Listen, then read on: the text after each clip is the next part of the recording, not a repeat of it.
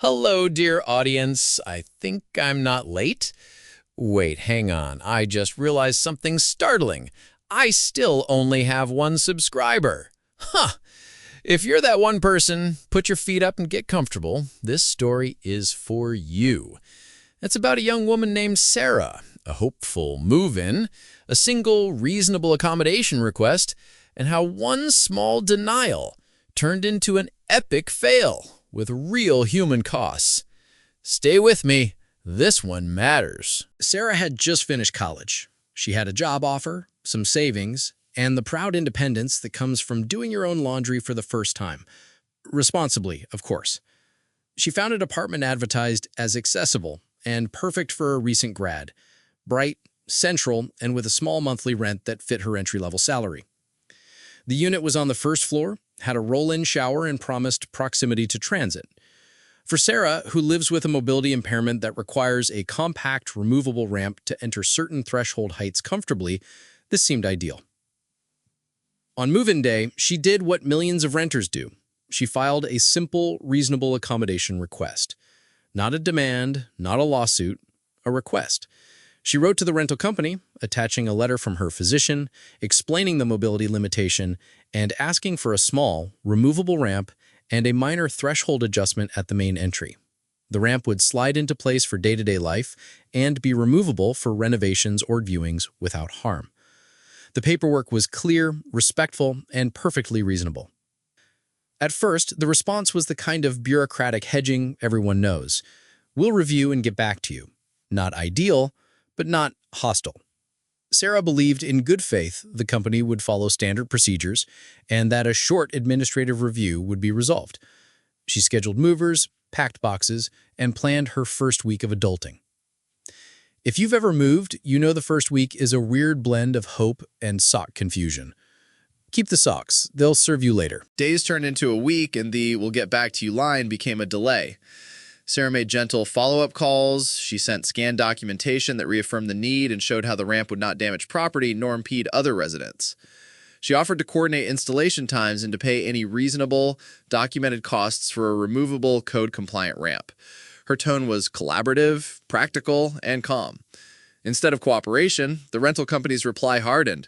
Emails grew terse. Administrators began using language like company policy and aesthetic guidelines, and more disturbingly, asked for extraneous paperwork unrelated to the accommodation, bank statements, long-term prognoses, and requests for personal medical history going beyond what was relevant or lawful. The initial bureaucratic hiccup was now sliding into what felt like obstruction. When Sarah called again, the leasing agent sighed and said, "We don't usually install ramps for single tenants. It's not in our standard service package." The message was clear. This request was inconvenient. At that moment, a small delay became a pattern of denial. The first unforeseen consequence came quickly, a delayed move-in. Movers could not position furniture through the threshold safely without a ramp. The moving company refused to risk injury. Sarah incurred cancellation fees and temporary hotel costs. She also lost a week of camaraderie with the new colleagues she had planned to impress by showing up on day one fully adulted. These were minor hits, but they were hits nonetheless, small cracks forming a larger fracture. Pro tip: always unpack the coffee maker first. It's the cheapest form of therapy during a housing crisis. As the company stonewalled, the consequences multiplied. The temporary hotel nights added up into hundreds of dollars. The movers' rescheduling fees were non-refundable. Sarah had to take unpaid time off to handle logistics and advocate for her own access. The financial burden was real and immediate for someone just starting their career. Emotionally, the blow was heavier. Sarah felt dismissed and invisible in a system that professes inclusion on glossy brochures. The rental company marketed the building as accessible on listings and in emails. But when a real person with real needs asked for a routine accommodation, the response implied she was a nuisance. That contradiction, the promise of accessibility versus the lived reality of denial, took a toll. The simple act of crossing a threshold became a daily reminder that societal promises are often conditional. Logistically, complications multiplied. Without a timely ramp, Sarah could not move essential medical equipment into the unit. Simple tasks that able-bodied people take for granted, bringing groceries up to the kitchen, Arranging furniture for maneuverability or setting up a medical aid near the bed turned into complex coordination problems. Friends pitched in to carry heavy boxes, but that's not a fair or sustainable solution. Accessibility is not supposed to depend on favors or the goodwill of visitors. It's remarkable how often "we'll get back to you" actually means "we're waiting for you to go away." The company's lack of empathy and the legal edge. At this point, the story moves from poor customer service into a potential legal territory. Reasonable accommodations for disabilities are often protected by law. Landlords and housing providers are expected to engage in an interactive process to identify feasible solutions. When a provider refuses without reasonable justification or forces intrusive documentation requests, they risk violating civil rights laws and federal statutes covering disability and housing access. That said, law is a blunt instrument. For Sarah, calling a lawyer immediately was not the first instinct. It was a last resort. She continued to communicate politely, documented every email and voicemail, and requested in writing the basis for denial. The lack of meaningful response created a clear paper trail. That paper trail would eventually be vital. Legal implications expanded as the rental company reiterated their refusal and had suggested alternatives that were not equivalent to the requested accommodation.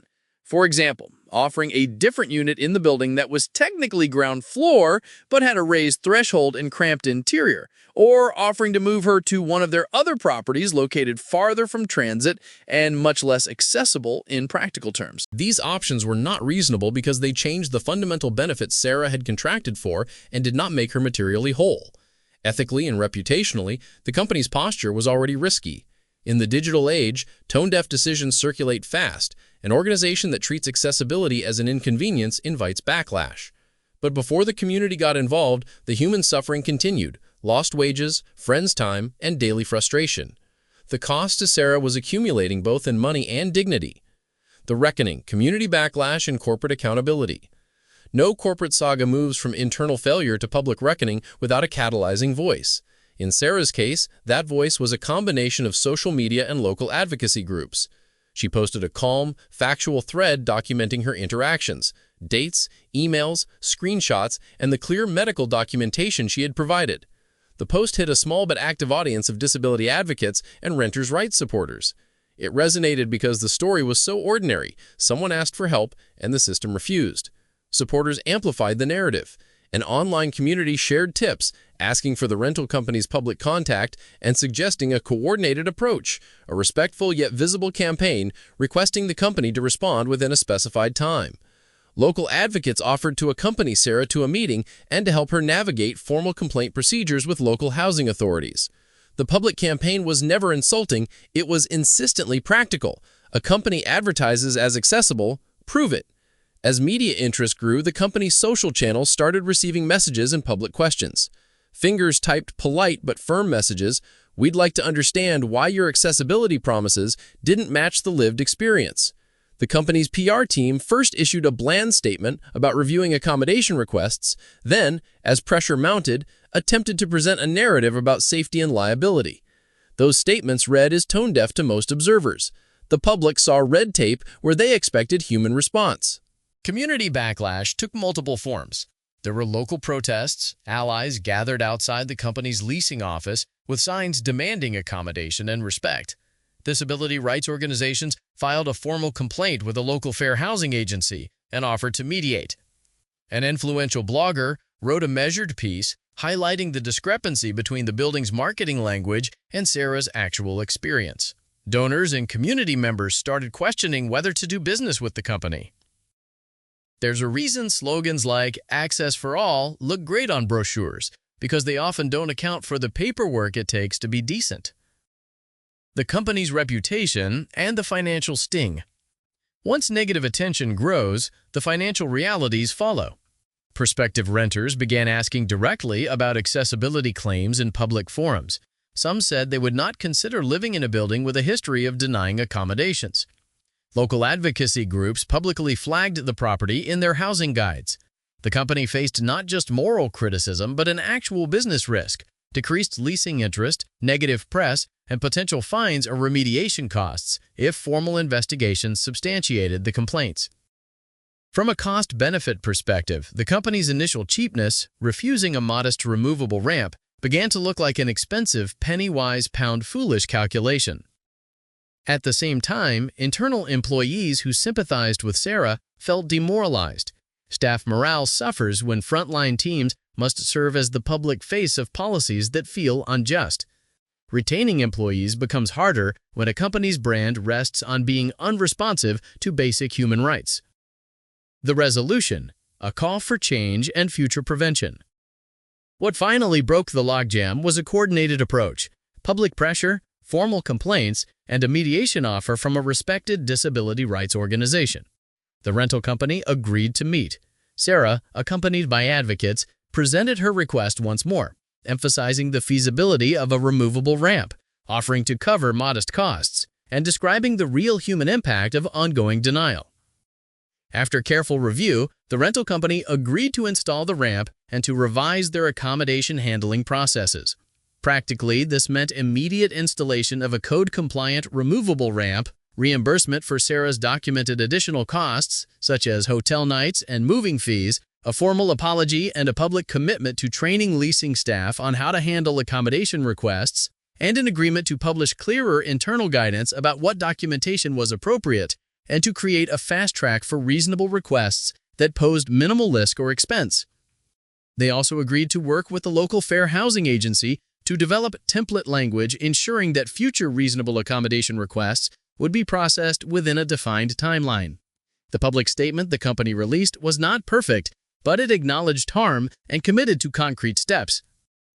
There are different endings in stories like this. Sometimes the company refuses, litigation follows, and a court enforces remedies. In other cases, early mediation and public pressure yield a quicker, less costly fix. Sarah's case ended with a negotiated resolution that restored her access, reimbursed immediate damages, and, crucially, produced a policy change intended to prevent future occurrences. For Sarah, the monetary recovery did not compensate fully for the stress of those months, but the result materialized into a safer path for the next tenant. Lessons learned. Actionable steps for viewers. If you're watching this and wondering what you would do or how to help someone in Sarah's situation, here are practical steps distilled from advocacy best practices and real-world outcomes. 1. Document everything. Save emails. Record dates of calls. Keep medical documentation that's relevant and limited to what's necessary, and note names and titles of staff you speak with. 2. Ask for the interactive process. When you request an accommodation, request the provider engage in a dialogue to find a solution. If they refuse, ask them to state in writing why the requested accommodation is unreasonable or unsafe and what alternatives they propose. 3. Limit intrusive disclosures. You can provide a professional note that outlines necessary functional limitations without revealing sensitive medical history. 4. Use advocacy networks. Local disability rights groups, fair housing agencies, and community legal clinics can provide support, advocacy, or mediation. 5. Raise public awareness strategically. Social media and community forums can be powerful tools if used respectfully and factually. Public attention often expedites a reasonable resolution. 6. Know your local rights and resources. Many places have fair housing agencies, ombudsmen, or tenant unions that can assist. Use them early if the provider is unresponsive. If you're a landlord or property manager, a modest investment in staff training and a simple accommodation policy makes good business sense and spares the company reputational and financial damage down the road. A final note on empathy and responsibility. This story is not only about law, it's about ordinary human dignity. Accessible living is not a niche issue, it's central to how communities function. An apartment's threshold might look insignificant until it is the barrier between a person and the rest of life, a job, a community, a sense of belonging. Corporations and rental companies must understand that accessibility is not merely a compliance checkbox. It is an ethical obligation that intersects with their reputation, bottom line, and morale. Handling accommodation requests promptly, courteously, and transparently honors both the letter and the spirit of inclusion. For Sarah, the experience was exhausting and catalytic. She got her ramp, but more importantly, she helped create a pathway so the next person asking for a small accommodation might not have to battle the same bureaucratic indifference. Her story demonstrates that individual courage, supported by organized advocacy and common-sense public pressure, can produce meaningful change. Closing. Call to action. If you found this narrative useful, please share it with people who rent, manage housing, or care about civil rights. If you or someone you know faces a similar denial, take the steps above. Document, request the interactive process, involve advocates, and use public accountability if necessary. For property managers, use this as a checklist to avoid the same epic fail that cost one young woman time, money, and dignity. And to my one true subscriber, thank you for staying. If you're new here and this story moved you, subscribe for more real-life stories about rights, fairness, and how ordinary people protect their dignity. Ha! We'll keep telling these stories so the next person doesn't have to fight alone. Until next time, keep your paperwork handy and your compassion active. Thank you for listening.